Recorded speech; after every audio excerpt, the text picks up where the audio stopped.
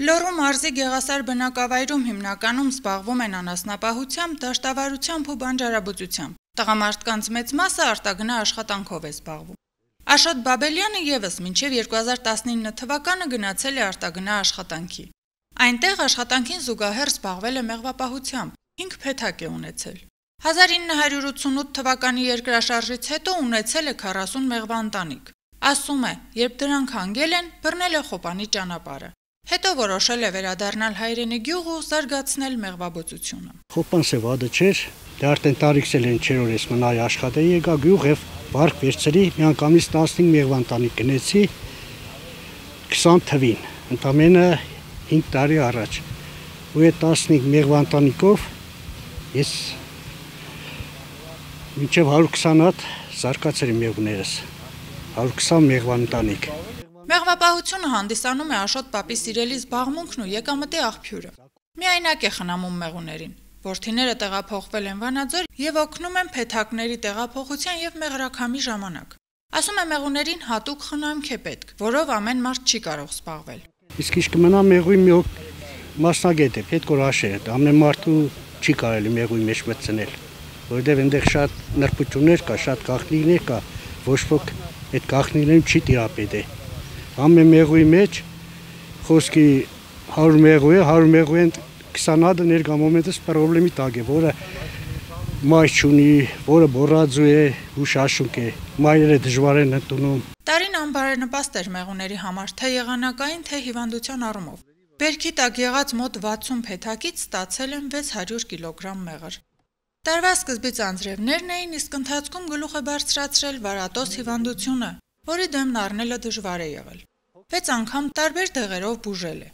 Այս տարի շատ անհաջող տարի էր։ Մեղուները մարտ ամսից անտառ անձրև էր, մեղուները լավ չզարգացան։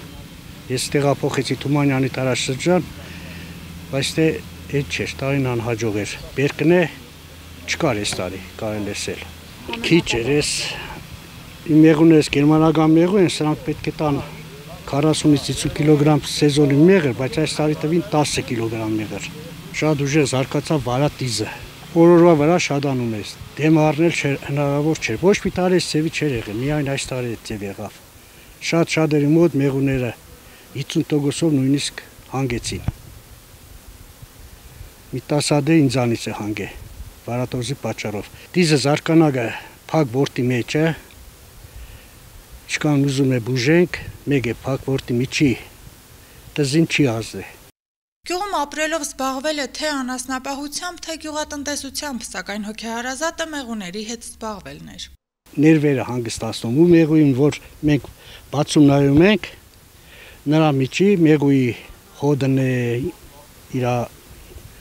բոլորը բուժիչ է, իր միջի հոդն է, ամեն մեղվա պրոդուկտներն է։ Կարելի ասել առավոտից մինչև իրիկուն Ինչքան շատ աշխատի մենքան չեմ բերզի, քիչ է։ Մեղու հետ աշխատելը, ոնց ասեմ, ոնց որ հետաքրքիր զբաղմունք եղնի։ Իսկ ուրիշ գործերը հեշտ ուրիշ չի գա։ Կներեք ասեմ, ալերգիա ունիմ օրինակ անասուն պարել են, բոստան մշակել են, մեղվաբուծությունը ոնց որ հաճույք եղնի։ Գեղասարում ընդամենը 2 տնտեսություն է զբաղվում մեղվապահությամբ։ Նախ տեղադիրքը հարմար չէ, հետո էլ վախենում են մեղվի խայթոցից, ասում է Աշոտ պապը։ Սակայն մեղուների խայթոցի հանդեպ վախը նրան անծանոթ է։ Չէ, ես շատ եմ խոսակցի այդ մասին, բոլորն է վախենում են գծելուց։ Գծելուց են վախենում։ Դուք չեք վախենում, Աշոտ պապ։ Կարան փեդակը բանան, դուք ազատ նկարեք, տեսեք։ Ասում է փեթակները կարող էր ավելի շատացնել, սակայն միայնակ չի հասցնի խնամել։ Բացի դա, միջազգային շուկա չկա, որպեսզի մեղվամթերքը կարողանա իրացնել։ Բավարարվում է եղածով։ Հատ առ հատ բացում ու ստուգում է փեթակները։ Ընթացքում պատմում, ներկայացնում է մեղուների բնույթը, նրանց հետ կապված նրբությունները։ Աշխեն Սուքիասյան, Հայկ Վարդանյան, Թղթապանակ։ Ես մեղու իսկ քիչ է, ժողովուրդն շատ է։